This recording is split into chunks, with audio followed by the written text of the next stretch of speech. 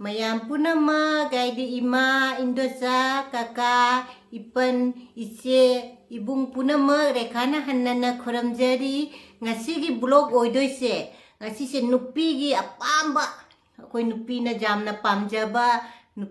adu blog oidami ngasise jengbuda jamna nungaini nupigi jam kanani duga aina indham thagi fi lauthokpada kari kari phangne yaise mayam punamakta share tawrake ngasigi blog se jengbirikba ichinina punamaksu anauba changbirakpa ichina punamaksu rekhana thagachari ngasigi blog oidoise akhoi nupigi jamna apamba nupina aidi karamba matangda jam ngasigi blog oidoise akhoi nupigi jamna pamjaba nupina jam aise karamba matangda kari kaino tawgi haiba si video se jamna nungaini duga aina indham thagi fi lauthokpada kari kari phangnaba mayam punamakta share tawrake. Good morning mayam. Hujikse ayukki pung 3 tabai ko. Aise ising aidi laure ba. Aidi ayung ngonta morning gi pung 3. Aidi morning gi aidi 4 am ni ayukki duga ising kanna lauri aise aidi supply gi ising se pung 3 da lai ya ising se adu mitna ga se jong asi ising laura matung da ising sahalaga lujarane ba duga gi husband gi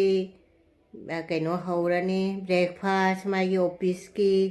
kana hawgalaga mitna ga ikhu khu ngai jong aidi pung 3 da nuti gi hawat pe mathau ta ya ba ising lauba supply ising lakpado hai niek ni lili che topi deng hau phi che mẹ deng du hau phi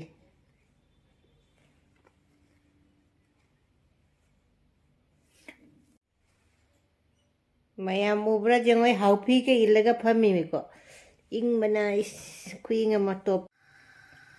asumai pipe palaga iti dramda ising hai di akosit ken laure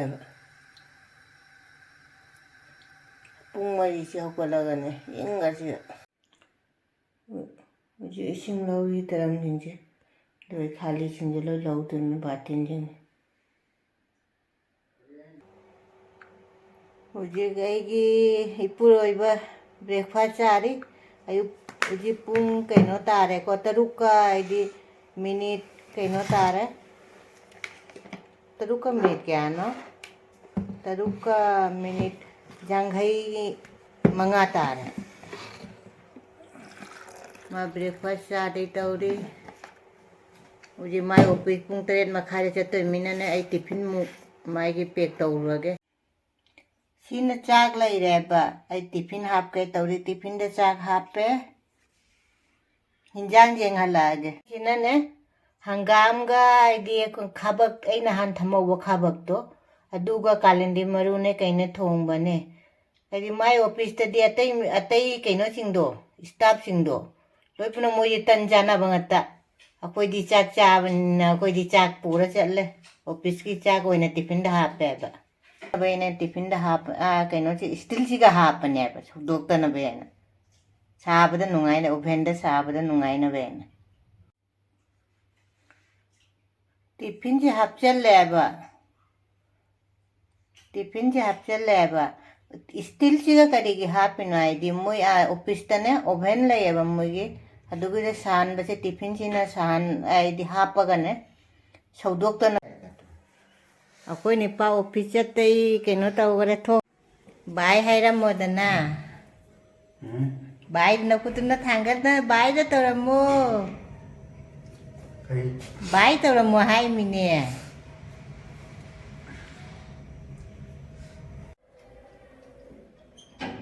माचा खारे सिका lip लैयाबा lip थि कुमथा Gideon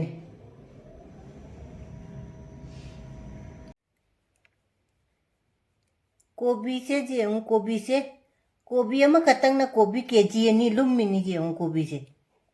खुचाउ साबा उजी कोबी आइदी हिजांग नापी zone लागना ने खामेन सेंबी चु लैत्रबा दे खामेन सेंबी kilo अनि ख खामेन सेंबी से किलोम द लौरा दे मोन हाबा लुपा 30 किलो अनि लौरा गना लुपा जांघई आइ लुपा जांघई द किलो अनि लहौरे Kobi si kuchao se je une keji ni kobi si kobi khangna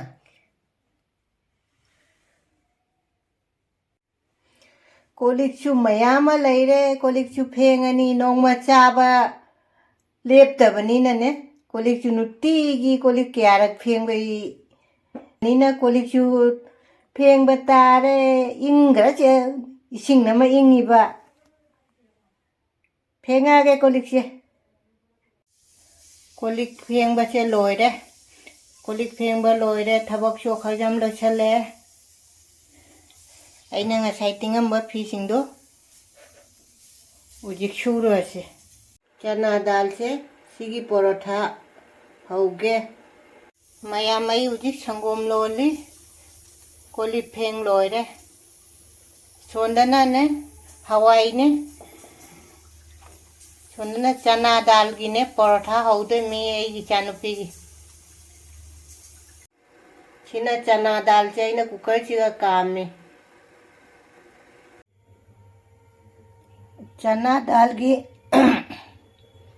dal gi porotha ne na haude se chana dal se jemo idi pai bada ne phut cooker da kama matung da pai bada pet pet law mahi jahon da na ngau de mi si se thau da chana dal gi porotha se haubo loire uji tomato sauce se ha pa ga ba si ga cha de mi na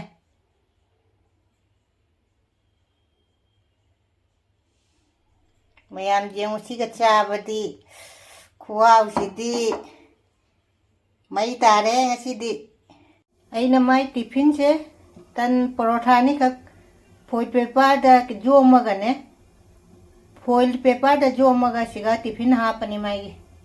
ta wai sit liujik kan wai am ti season ge yujik wai sit loi jeng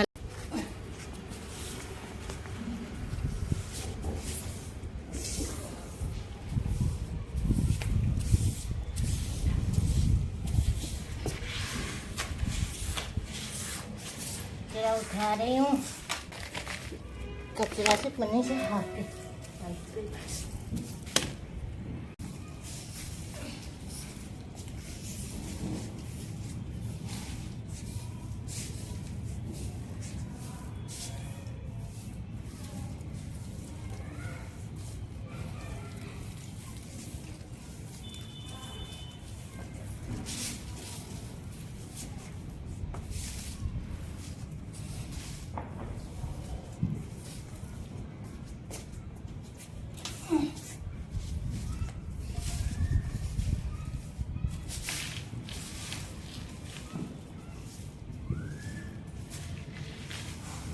Chị sụp giam giảm này cái gì cũng sụp giam giảm này đi lâu khất là ghê phụ là thiên sẽ lâu khất ghê chị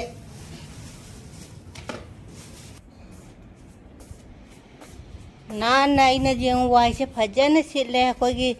sật kỳ mà thắc kỳ cái nồi này cơ lôi xịt lôi sật mathak tay gi jemu thunam ba mayam se ai loi pna mag lau khalle pani si mathan do ra indham tha se inga si ga ne ai won ta bung mari do hogoning da bana ising lau bai tamak ta hogot bai mathau ta ai ba si ga ising je tenki da su thagal li me ba du gai mo koi daram se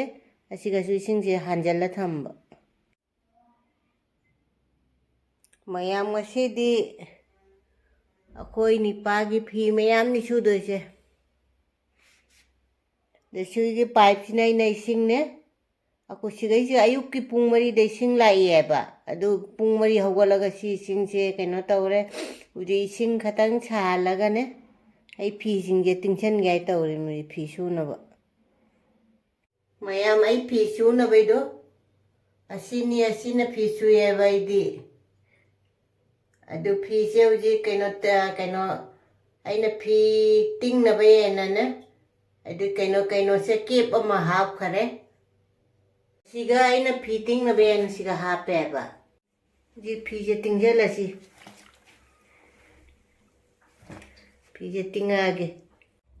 ꯃꯌꯥꯝ ꯑꯩ ꯐꯤꯁꯦ ꯑꯃꯗꯅ ꯐꯤ ꯑꯉꯧꯕꯒꯤ ꯇꯤꯡꯉꯦꯀꯣ ꯃꯆꯨ ꯀꯣꯛꯇꯅꯕ ꯍꯥꯏꯅꯅꯦ ꯁꯣꯟꯗꯅ ꯍꯥꯏꯗꯤ ꯑꯃꯣꯔꯥꯛ ꯇꯤꯡꯉꯦ ꯐꯤ ꯇꯤꯡꯉꯒ ꯄꯨꯡ ꯑꯃꯃꯨꯛ ꯇꯤꯡꯉ ꯃꯇꯨꯡꯗ ꯁꯨꯒꯦ ꯌꯥꯝ ꯐꯤ ꯐꯧꯔꯁꯤ ꯍꯧꯖꯤꯛ ꯑꯩ ꯁꯠ ꯃꯊꯛꯇ ꯐꯤ ꯐꯧꯕ ꯂꯥꯛꯏ ꯍꯥꯏꯕ ꯁꯤꯒꯤ ꯀꯩꯅꯣꯁꯤꯒꯁꯨ ꯑꯩꯅ ꯇꯩꯊꯣꯛꯑꯦ ꯁꯤꯒꯁꯨ ꯐꯧꯗꯣꯏꯃꯤꯀꯣ ꯐꯤ ꯐꯧꯅꯕꯩꯁꯦ ꯃꯈꯥꯗꯒꯤ ꯌꯦꯡꯍꯜꯂꯛꯀꯦ ꯐꯤ ꯐꯧꯅꯕꯩꯁꯦ ꯑꯁꯤꯒꯁꯨ ꯐꯧꯗꯣꯏꯃꯤ ꯐꯤꯁꯦ ꯑꯩꯅ ꯐꯨꯔꯤꯠ ꯑꯉꯧꯕꯁꯦ ꯑꯁꯤꯅ ꯁꯤꯒ ꯐꯧꯔꯦ ꯍꯥꯏꯕ ꯃꯊꯪ ꯃꯊꯪ ꯌꯦꯡꯍꯜꯂꯛꯑꯒꯦ ꯁꯤ ꯉꯁꯤꯒꯤ ꯐꯤꯁꯦ ꯑꯩꯒꯤ ꯅꯤꯄꯥꯒꯤ ꯉꯥꯛꯇꯅꯤꯀꯣ ꯃꯥꯏꯒꯤ ꯗ꯭ꯔꯦꯛ ꯁꯨꯠ ꯑꯗꯩ ꯀꯩꯅꯣꯁꯤꯡꯁꯦ ꯐꯤꯁꯤꯡꯁꯦ ꯄꯨꯟꯁꯟ ꯀꯩꯅꯣ ꯇꯧꯅ ꯊꯝꯃꯝꯕ ꯉꯥꯛꯇꯅꯤꯀꯣ ꯍꯥꯏꯗꯤ ꯕꯣꯛꯁ ꯃꯅꯨꯡꯗ ꯊꯝꯃꯝꯕꯁꯤꯡꯗꯣ ꯃꯥ ꯂꯣꯏ ꯁꯨꯗꯣꯛꯑꯣ ꯍꯥꯏꯅ ꯉꯁꯤ ꯂꯣꯏ ꯁꯨꯗꯣꯛꯍꯜꯂꯦ ꯃꯥꯏꯒꯤ ꯐꯤ ꯉꯥꯛꯇꯅꯤ ꯌꯦꯡꯉꯣ ꯃꯌꯥꯝ ꯉꯁꯤꯁꯦ ꯑꯩ ꯊꯕꯛꯁꯨ ꯌꯥꯝ ꯀꯟꯈꯔꯦ ꯎꯔꯕ ꯃꯥꯏ ꯐꯤ ꯉꯥꯛꯇꯅꯤ ꯁꯤ ꯃꯌꯥꯝꯁꯦ ꯁꯣꯟꯗꯩ ꯑꯉꯧꯕꯁꯤꯅ ꯇꯣꯉꯥꯟꯅ ꯐꯤ ꯁꯨꯕꯒ ꯈꯇꯪ ꯀꯩꯅꯣ ꯇꯧꯅꯅꯦ ꯁꯨꯗꯗꯤꯅꯦ ꯍꯥꯏꯗꯤ ꯌꯥꯝ ꯅꯥꯟꯕ ꯄꯥꯝꯕꯅꯦ ꯍꯥꯏꯗꯤ ꯂꯨꯕ ꯅꯥꯟꯕ ꯌꯥꯝ ꯄꯥꯝꯃꯦꯕ ꯑꯩ ꯍꯁꯕꯦꯟꯁꯦ ꯃꯌꯥꯝ ꯑꯩ ꯐꯤꯕꯝꯁꯦ ꯌꯦꯡꯉꯣ ꯑꯩꯁꯦ ꯂꯨꯖꯔꯒ ꯍꯥꯏꯗꯤ ꯀꯩꯅꯣ ꯐꯤꯁꯦ ꯁꯨꯗꯣꯛꯑ ꯂꯥꯛꯄꯅꯦꯕ ꯑꯌꯨꯛ ꯉꯟꯇꯥꯗ ꯂꯨꯖꯈꯤꯕꯗꯨꯗꯤ ꯎꯆꯦꯛꯅ ꯂꯨꯖꯕ ꯑꯗꯨꯃꯥꯏꯅ ꯍꯥꯏꯗꯤ ꯂꯨꯖꯩꯌꯦꯕ ꯍꯥꯏꯗꯤ ꯑꯌꯨꯛ ꯉꯟꯇꯥꯗꯣ ꯅꯪꯅꯕ ꯌꯥꯏꯅ ꯑꯩꯒꯤ ꯅꯤꯄꯥꯗꯣ ꯍꯥꯏꯗꯤ ꯄꯨꯡ 7:30 ꯊꯣꯛꯄꯗꯣ ꯑꯗꯨꯅ ꯅꯪꯅꯕ ꯌꯥꯏꯅ ꯂꯨꯖꯕꯗꯣ ꯑꯗꯨꯅꯦ ꯍꯧꯖꯤꯛ ꯑꯃꯨꯛꯀ ꯐꯖ ꯂꯨꯖꯔ ꯑꯃꯨꯛ ꯐꯤꯁꯤꯡꯁꯦ ꯐꯧꯕ ꯂꯥꯛꯏꯅꯤ ꯁꯠꯇ ꯃꯌꯥꯝ ꯁꯤ ꯕꯣꯛꯁ ꯄꯥꯂꯣꯡꯁꯤꯒꯅꯦ ꯑꯩꯈꯣꯏꯒꯤ ꯐꯤ ꯑꯂꯨꯝꯕ ꯄꯨꯝꯅꯃꯛ ꯍꯥꯞꯄꯦꯕ ꯑꯩꯁꯦ ꯕꯣꯛꯁꯇ ꯍꯥꯞꯈꯤꯔꯤꯔꯥ ꯕꯣꯛꯁ ꯄꯥꯂꯣꯡꯁꯦ ꯍꯥꯞꯈꯤꯔꯤꯔꯥ ꯈꯪꯗꯕꯅꯦ ꯑꯗꯨ ꯂꯣꯏꯅꯃꯛ ꯁꯤꯁꯦ ꯑꯃꯨꯛꯇ ꯌꯦꯡꯒꯦ ꯁꯤꯒ ꯌꯥꯎꯔꯝꯃꯗꯤ ꯄꯥꯂꯣꯡꯁꯦ ꯂꯧꯊꯣꯛꯀꯦ ꯍꯥꯏꯗꯤ ꯐꯃꯨꯡꯁꯦ ꯁꯤ ꯄꯥꯂꯣꯡꯁꯦ ꯍꯥꯡꯗꯣꯛꯅ ꯌꯦꯡꯉꯁꯤ ꯁꯤꯒ ꯌꯥꯎꯕ꯭ꯔꯥ ꯌꯦꯡꯁꯤꯀꯣ ꯁꯤꯒꯗꯤ ꯀꯝꯕꯜ ꯅꯨꯡꯕꯜ ꯂꯣꯏ ꯊꯝꯕꯅꯦꯕ ꯁꯤꯗ ꯌꯥꯎꯕ꯭ꯔꯥ ꯌꯦꯡꯒꯦ ꯁꯤ ꯁꯥꯏꯖꯁꯤꯒꯁꯨ ꯌꯥꯎꯔꯝꯗꯔꯦ ꯁꯣꯟꯗꯁꯨ ꯌꯥꯎꯔꯝꯗꯔꯦ ꯑꯩꯒꯤ ꯐꯤ ꯑꯂꯨꯝꯕꯉꯩ ꯀꯗꯥꯏ ꯆꯠꯈ꯭ꯔꯅꯣ ꯈꯪꯗꯦ ꯑꯩꯒꯤ ꯏꯆꯥꯁꯤꯡꯅꯁꯨ ꯑꯩꯉꯣꯟꯗ ꯐꯤ ꯑꯂꯨꯝꯕꯉꯩ ꯀꯗꯥꯏ ꯊꯝꯈ꯭ꯔꯅꯣ ꯈꯪꯗꯦ ꯍꯥꯏꯅ ꯑꯩꯉꯣꯟꯗ ꯀꯟꯅ ꯀꯩꯅꯣ ꯇꯧꯔꯤ ꯖꯦꯀꯦꯠ ꯅꯨꯡꯀꯦꯠ ꯀꯗꯥꯏ ꯊꯝꯈ꯭ꯔꯅꯣ ꯈꯪꯗꯦ ꯑꯩꯁꯦ ꯀꯗꯥꯏ ꯊꯝꯈ꯭ꯔꯅꯣ ꯈꯪꯗꯦꯕ ꯑꯩꯁꯦ ꯑꯃꯨꯛꯀ ꯗꯥꯂꯣꯞꯁꯦ ꯊꯥꯖꯤꯜꯂꯦꯕ ꯗꯥꯂꯣꯞꯁꯦ ꯑꯃꯨꯛꯀ ꯊꯥꯖꯤꯜꯂꯦ ꯉꯁꯤꯗꯤ ꯀꯣꯛ ꯉꯥꯎꯗꯔꯦ ꯑꯩ ꯐꯤ ꯊꯤꯕꯗ ꯑꯩꯁꯦ ꯑꯃꯨꯛꯁꯦ ꯃꯣꯝꯄꯥꯛꯐꯤꯗꯛꯁꯦ ꯑꯃꯨꯛꯀ ꯊꯥꯖꯤꯜꯂꯦꯀꯣ ꯑꯃꯨꯛ ꯕꯣꯛꯁ ꯑꯃꯨꯛ ꯊꯤꯔꯅꯤ ꯍꯧꯖꯤꯛ ꯃꯌꯥꯝ ꯁꯤꯁꯨ ꯕꯣꯛꯁ ꯑꯆꯧꯕ ꯑꯃꯅꯦꯕ ꯑꯩꯈꯣꯏꯒꯤ ꯇꯤꯟꯒꯤ ꯕꯣꯛꯁꯇꯨꯅꯤ ꯁꯤꯒ ꯑꯃꯨꯛ ꯌꯦꯡꯉꯁꯤꯀꯣ ꯁꯤ ꯇꯤꯟꯒꯤ ꯕꯣꯛꯁꯁꯤꯒꯅꯦꯕ ꯑꯩ ꯌꯦꯡꯗꯣꯏꯁꯤ ꯍꯧꯖꯤक ꯕꯣꯛꯁꯁꯦ ꯃꯥꯟꯅꯕ ꯑꯅꯤꯅꯦꯕ ꯁꯣꯟꯗꯝꯁꯨ ꯂꯩ ꯃꯌꯥꯝ ꯍꯥꯡꯗꯣꯛꯑ ꯌꯦꯡꯍꯜꯂꯁꯤ ꯁꯤꯁꯦ ꯑꯩꯈꯣꯏꯁꯦ ꯀꯩꯅꯣꯗꯩ ꯂꯥꯛꯄꯅꯦ सिगा इरीसे जबलपुरदगी अखोई मते रांचीदगी लाकपने अखोइसे सिगा दिल्लीदा आइगी पोचिंगसे जेंगो सिगा मोंपापिदा कइनो अमनबा कइका सिगा सुजावरे मयामचु अलुम्बा फी हापदा इरगा थंबिउ सिगुम आइदी हापदो बॉक्स ता हापसुने सी बॉक्स सिगा अलुम्बा फी हापी आइन आई सुमाइना कोक गाउदनबा आई थीबदा उजि कोक गाउबना लोरे सोनदि इंगसलए अगांसिंगना फी कदाई थमगरे दे आइगी हस्बैंड नसु कदाई थमगरे आइना आइना थमगिबनी आइना थी ताबनेबा मयाम ngasi sigi blog se फी लौथोकoi blog ओइदोरी सी सोटर से आइना लोन बनेबा आइना ने आइगी अमा इनेम्बोकी अमा लोन बनेबा इनेम्बोकी ना अंगौबो लोन गिबने आइगी ममांगी वीडियो दा जेंगबा इचिना मयाम जावरमदे दुगा आई उठखिबने खोइ इनेम्बोकी गुवाहाटी चटपे मतांगदा वीडियो अमा को ngau ngauraga siga leirame icha nupagi ga kainose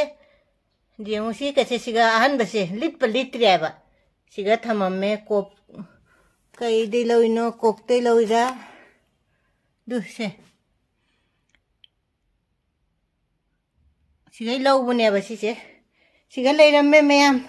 kok chu ngaure jamna pothi bada mayam china ichanupi na ne moi Himachal koi chalu bada si pubirakpani ko aigi sol se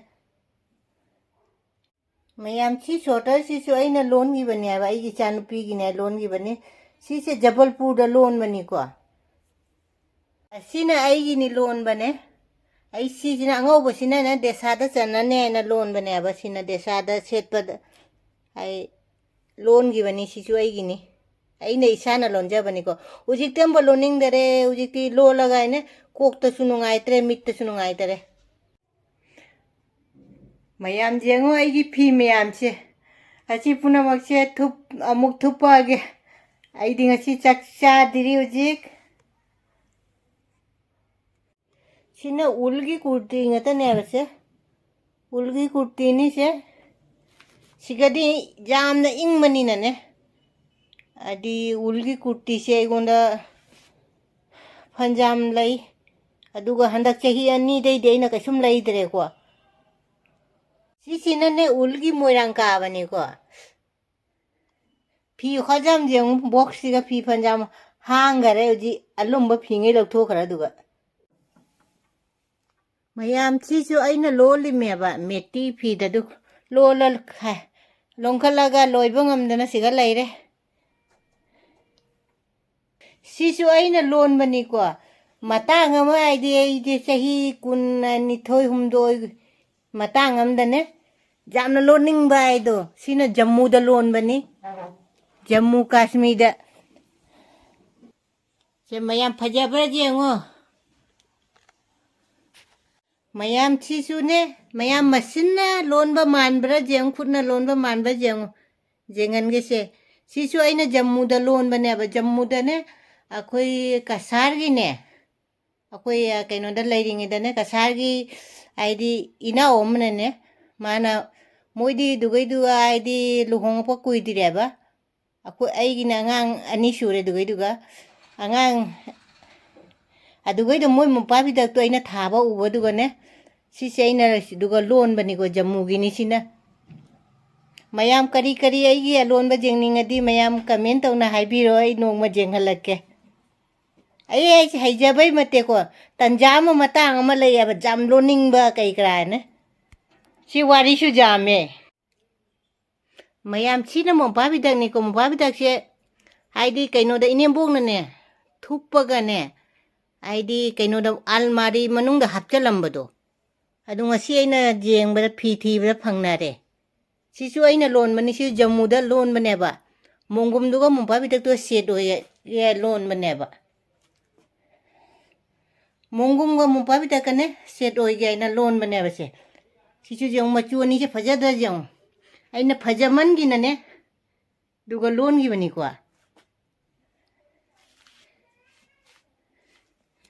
tanjam da jam loaning ba kaino tanjam ma jam jaw ge ba ujik ti loan ba jadre kok sunungai te michu mitte pitai uji loladi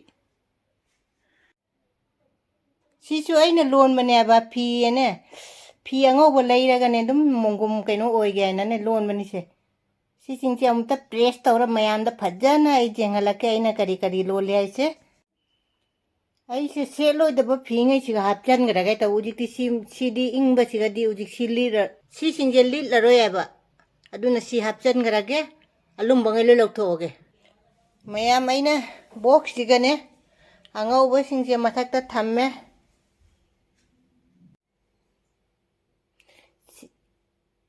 si lai se phajadra jengu si se aina jam pamjana lonja gi bani ko isana chen chilai haibra kangde isana loan gi bani kasar gi kaino gi ni kasar kadai gi na du kaw gare mai maming di ni bha ko bane ba ai de mai mapuroi buduna khoi ta do dum ko re khoi dei akoi ni pa dai han bani na ne ma na nilu ko bane aigi video se jengam bajar chu comment tawna haibiro kuire khoi una da ba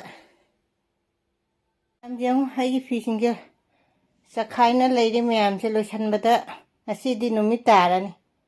ai si mumba bidak sim chu single ne ba se Sisu lay loan guy lay banyaba. Lay loan guy na lay bane, Sidi ujikti lay. Ujikti loan bangamdre. Mayam si box siga de parda su hap challe. Panjam challe siga siga. Mayam loy re he pi mayam chu ura base. Alumba pi ngata neina lauthoi is pi mayam se. Asi muktup ke cha khan charu ke. Wa bana loy ngasi pi thi bada ko ka ngaw ba jani khungaw ma. Aigi ngasi gi chak ni se. Chak cha ba si de ai ul la roi ge. Chak cha ba jeng la roi ge. Tum cha ra ge chak se. Asi nga thongbam lai re. Duge hawai mosori da mula hapa thonge. Ama kangaw ma lai re jong chak lai re. Ngasi di pi puna mak se thup lo rak pada de ai di pop tar hai. Pi se jeng alum bagi pi me am thok le ba se. Si me am se lo rak pada ai wow da lo. Me am ura ba si me am se. Uji ka thup pa lo ri mi pi se. Si chota se ai na loan bani ko. Si su ai na loan bani si su ai na loan bani. Te makha de gi asang mu si su ai na loan bani.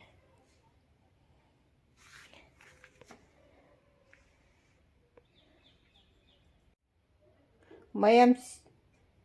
si blouse se aina tura ga hukpa palam dini.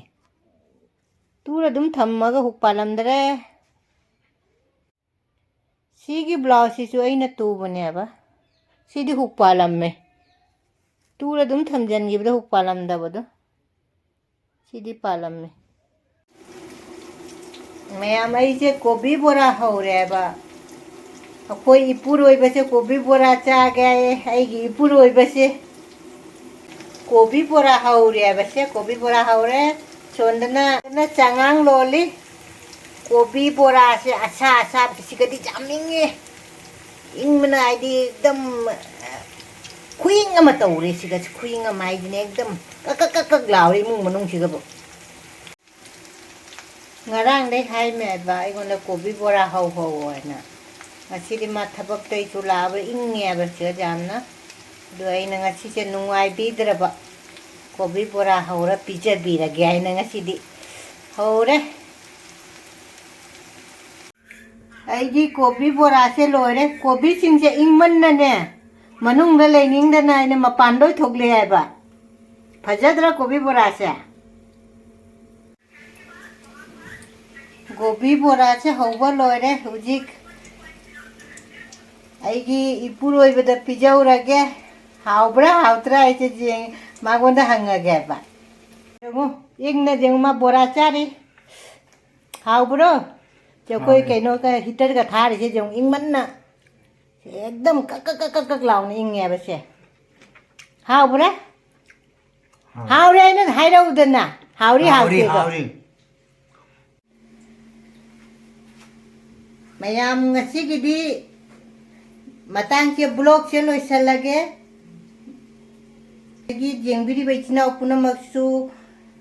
anauba changbira baichina upuna maksu rekhana hanna thagachari ai anauba ichina mayam na gi video se thengna biba tardi subscribe like share to sanbira mo mathang nungai ba blog ama pura la ngasi siga thame bye anauba changbira baichina ujawra sai video se jengba nungai di subscribe like share to sanbira mo ngasi gi siga thame bye